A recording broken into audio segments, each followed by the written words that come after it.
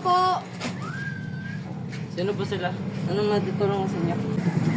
Tay, masakit po kasi yung dyan ang anak ko kanina pa. Pasok muna kayo mga ning.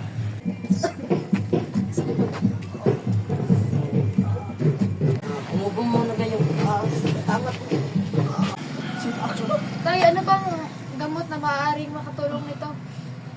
Ito muna yung ilagay niyo sa kanyang para makakapo. Huwag kang malikot.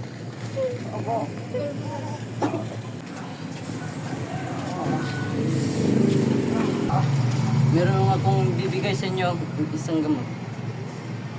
Ito ba ay epektibo? Oo, ito ay epektibo. Ipainim mo niya sa kanya. Maraming salamat, Tay. Siguro okay na ang anak ko.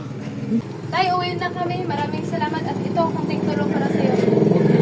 Tay, talaga, Tay. Para talaga to sa'yo para may magastos ka. Maraming salamat mga ining. Tay, salamat. Salamat. Salamat po tayo. Ingat din eh. Go.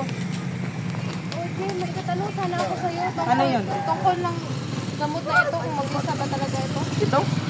Oo. Hindi ko alam. Tatanungin ko muna yung isang kaibigan ko. Sige, Jay. Balikan na lang kita mamaya sa bahay. Sige. Pre, may tanong ako. Ano?